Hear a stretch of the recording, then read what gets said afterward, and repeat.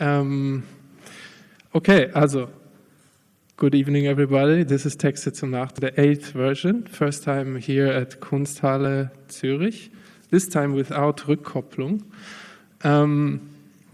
So tonight we have two readings. One is with artist Jeanne Randolph, and the other one is with curator and writer Geraldine Tedder. On the website it says Texte zum Nachdenken is a series of readings and various text practices assembled by artist Benedict Bock. This is me. Geraldine will start to read in a second. I will briefly introduce her. Probably most of you know her. But, we'll do this anyways. So, Geraldine Tedder lives in Zurich, is a curator and writer.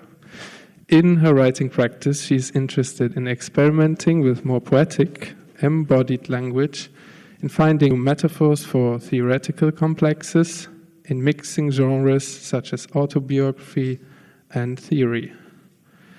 Geraldine writes for Brand New Life, most recently having published the essay on Ulrike Meinhof's brain on Motherhood. For Texte zum Nachdenken, she wrote a new piece that is actually called Neuer Text around the concept of autoeroticsm that starts with thoughts around the Canadian critic, artist, and psychiatrist Jeanne Randolph. Guys, floor is yours.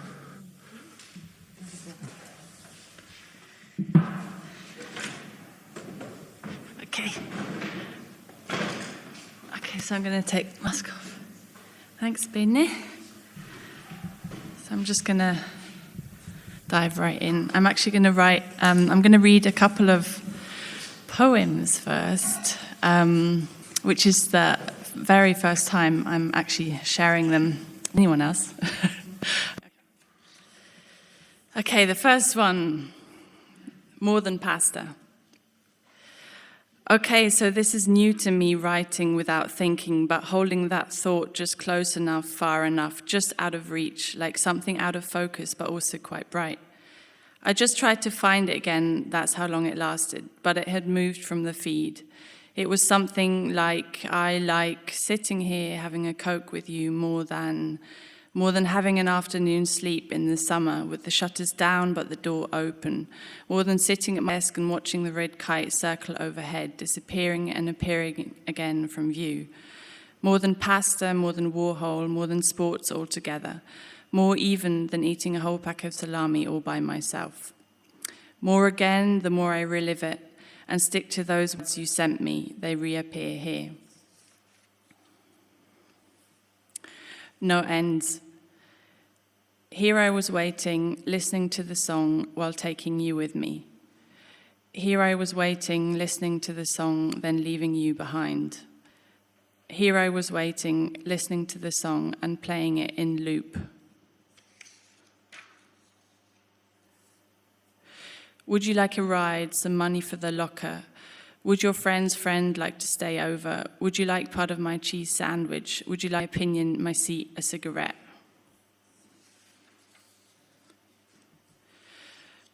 This one's called Nursing. How is it in becoming matter? Do I not lose, become boundless, brittle? In becoming unguarded, do I not craze? Enduring a sense of selves, I reel, rapt delight.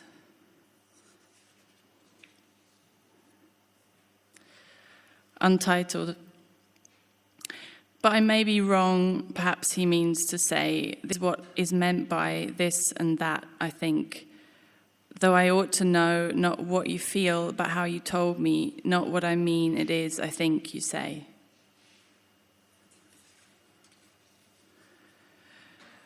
You go, and there is no at ease. I see before relief breaks through. Okay, now I'm going to read the new text.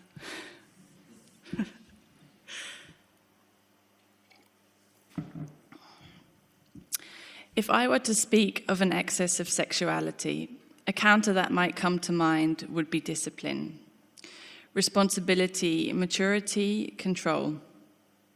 I recently, though no longer so recently, spoke with a friend about playing and learning how to play an instrument, him the saxophone, me the piano. Whilst talking, I realized, rather grudgingly actually, that I stubbornly practice and keep rigidly within a to-be-learned structure, the sheet of music, say, until I am quite sure I've mastered it. Only then can I let go, put something else, something that is probably expression, into it as well. This point in time feels like a reward, like a release. So it was playing an instrument, going to dance classes, or embarking on any other form of expression, always picking to approach them by systematic study. I say grudgingly because I'm more drawn to the idea of hurling oneself into improvisation. This might just be the reason I wanted to be close to, but not become an artist, though I realize this is a rather simplistic definition of what it means to be one.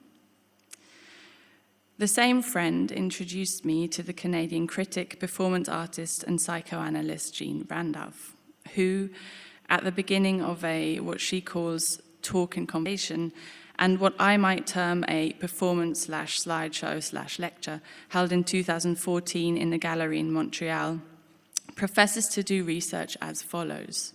I'm quoting, "I can't do research in my scriptorium. The only way I do research is in an altered state of consciousness, where I'm blabbing in front of a bunch of people by saying whatever comes to mind, and if I make a mistake or sound silly, I'm sure there's a research goal in that."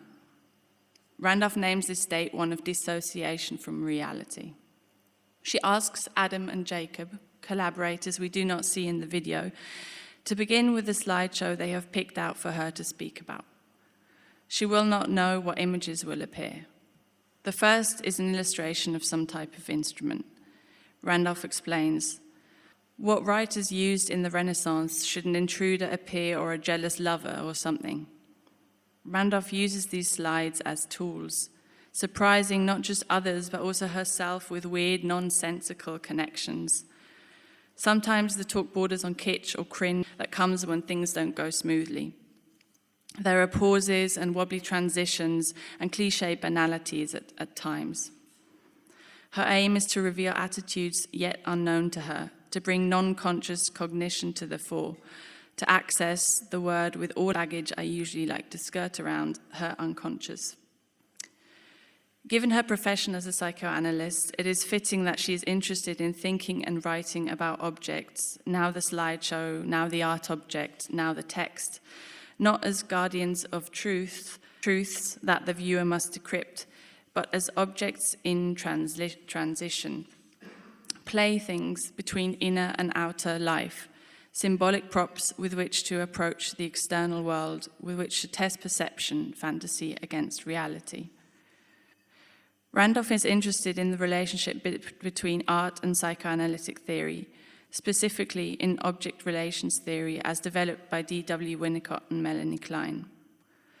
Instead of entering art via the Freudian mechanism as expression of and gratification for the psyche of the artist, under which the viewer is required to unlock its hidden truths, Randolph explores artworks as she names them, amenable objects. The art object is no longer the central starting point from which to derive meaning, but rather a thing with which to understand ourselves in our surroundings. With Randolph's approach, there is no right or wrong interpretation, there is no categorization, there is no definition. It is, and I quote, a view of the art object once the artist has left it in public, a kind of systematic subjectivity. We hereby have an intimate, mostly temporary, and often fraught relationship with the artistic work that mirrors our own relationship to ourselves. We find ourselves in the moody sphere of absurd association, in the fuzzy area of our minds that is memory, musing, dream. All is improvisation, all is excess, the excess that accompanies language and at the same time gets lost in words. Randolph applies this method not only in her performances but also in her writing, for which she has, to take one example, appropriated notable psychoanalytic texts and changed their political implications by replacing one body part with another, the penis with the nipple, say, to the infuriation of the Toronto Psychoanalytic Society she is a member of. Frankly, we simply are not prepared to go along with you on this at all, ever. Her retort, "Go along with me? What are we doing, psychoanalysis or synchronized swimming?" She explains, "The method was obvious. What made it so maddening was the effect. Why expend so much effort, wit, and prowess to sustain the illusion that the relation between theory and practice is ridiculous? What was my motif? It hardly seemed possible it was anything but pretense. All the other athletes agreed you could get the job done without all that pretending." Randolph is helping me head towards the claim that writing, perhaps most occasions in which to call it something creative, knowledge, production is central, if seen this way as plaything between me and the not me, is autoerotic. What do I mean? I am interested in so-called internal autoeroticism, stimulation by thought, by daydream, by mind play, etc.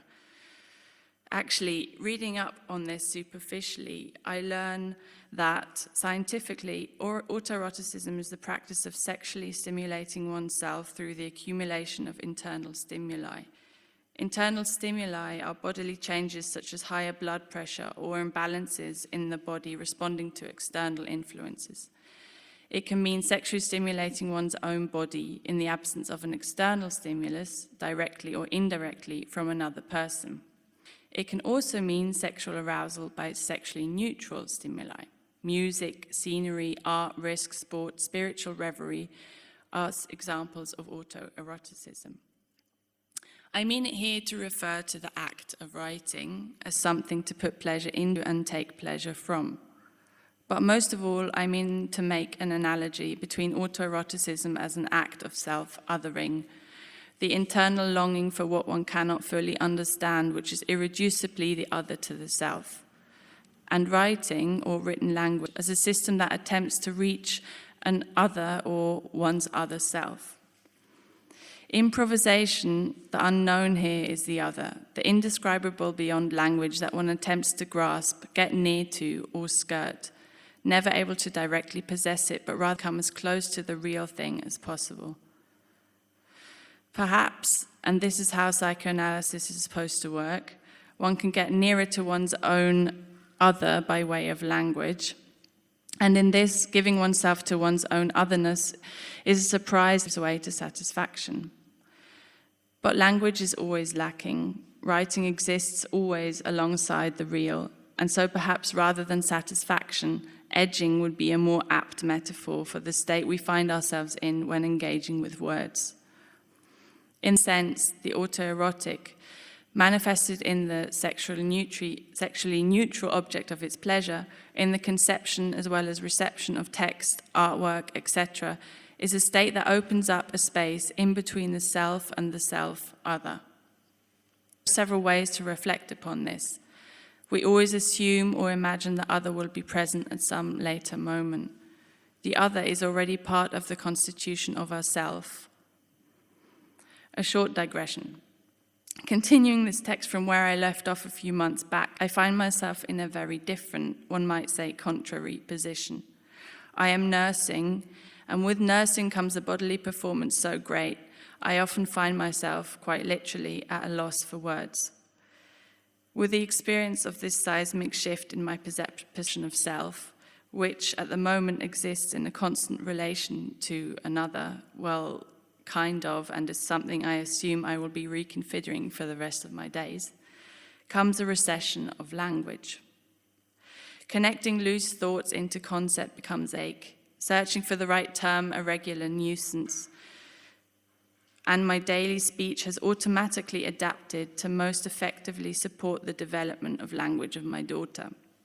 Repetition, sing-song, short and often questioning sentences are the order of the day. In this sense, the autoerotic has temporarily left the building. Autoeroticism has been written about by many: Kathy Acker, Eve Kosofsky-Sedgwick, Anne Carson, Alenka Zupancic, and Luz Irigaray, to name a few. The scholar Eve Kosofsky-Sedgwick, author of books such as Between Men, Tendencies or Touching, Feeling, Affect, Pedagogy, Performativity, examines the topic from a historical perspective, pointing out how the autoerotic in the Middle Ages was a sexual identity in itself, one that is now often brushed off as the narcissistic sexual phase of teenagers, a stepping stone to a full, that is, alloerotic adult sexuality. From this perspective, autoeroticism signifies an excess of sexuality, an excess that is settled only when mature enough to set out what it was supposed to do in meeting another. Sedgwick then uses autoeroticism as a political concept with which, similarly to Randolph, to challenge categorization. In Randolph's case, that of dominant psychoanalytic theory; in Sedgwick's, that of history. Sedgwick, and I quote, "Autoeroticisms almost uniquely, or at least distinctively, to challenge the historicizing impulse. It is unlike heterosexuality, whose history is difficult to construct because it masquerades so readily as history with a capital H itself. It is unlike homosexuality, for centuries the crimen nefandum, or love that dare not speak its name, because it escapes both the narrative of reproduction and, when practiced solo, even the creation of any interpersonal trace. It seems to have an affinity with amnesia and ahistorical or history-rupturing rhetorics of sublimity.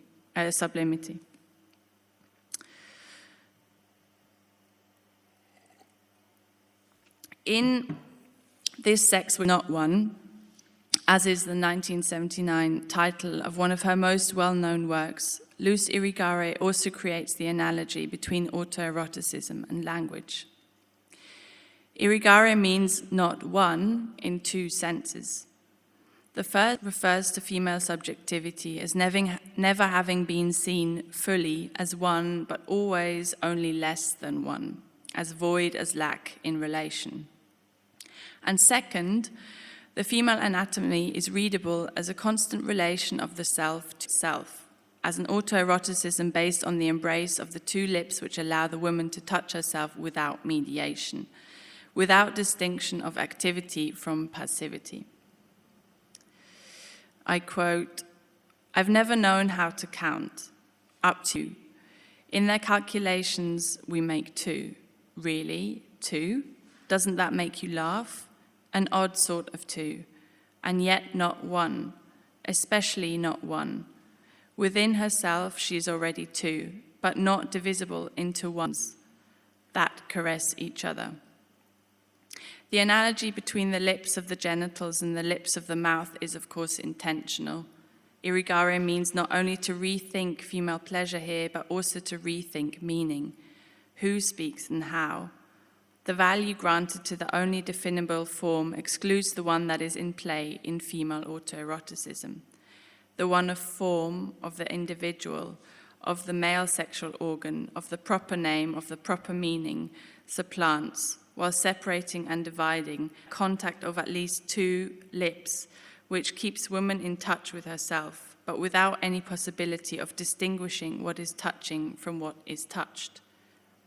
Irigaray was often misunderstood as being essentialist, but I believe we must think away her assigning to, literally, to the female anatomy and rethink her argument as emblematic of other possible interpretations of the subject than the autonomous, independent individual of phallogocentrism.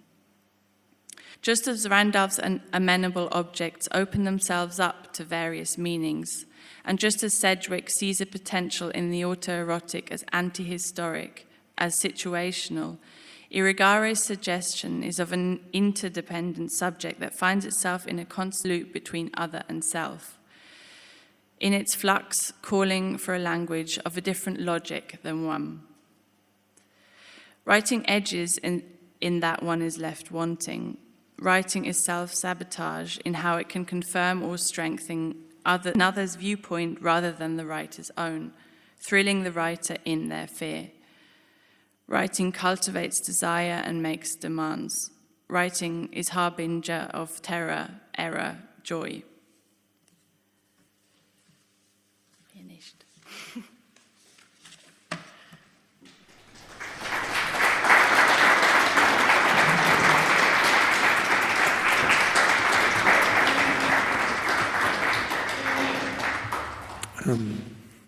Yeah, thank you so much. I will ask like 1 or 2 questions, and then we probably have a break afterwards. It's a very generic question. How did you know that you like writing?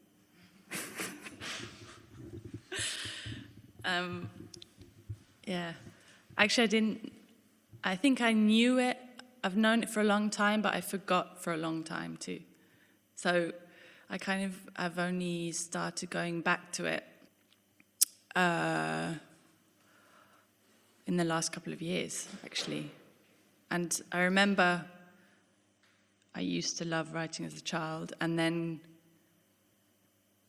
due to my personal history, which was also moving around countries and changing languages, I kind of forgot about writing, and now go back to it. And still this kind of determination of writing through a specific language is very much present. So I only ever really write these types of texts in English, although I would say my German is probably, German is the language I studied in, and yeah, I write kind of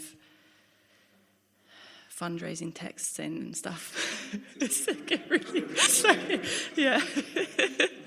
like a different, it's just a completely different,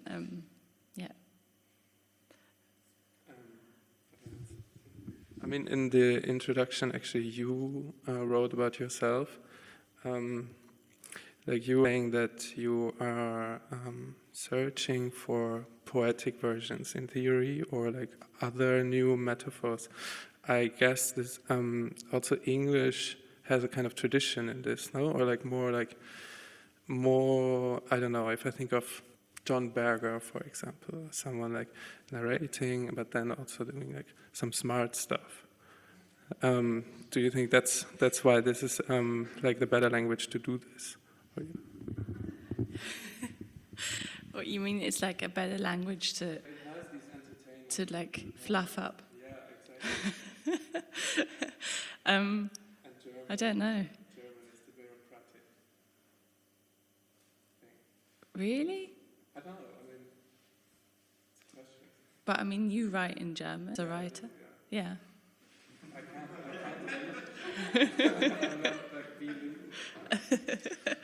No, but sometimes I do wonder if I would somehow maybe dare to write how I do if I were living in England.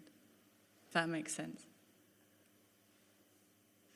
Maybe you should try. It's kind of like, yeah.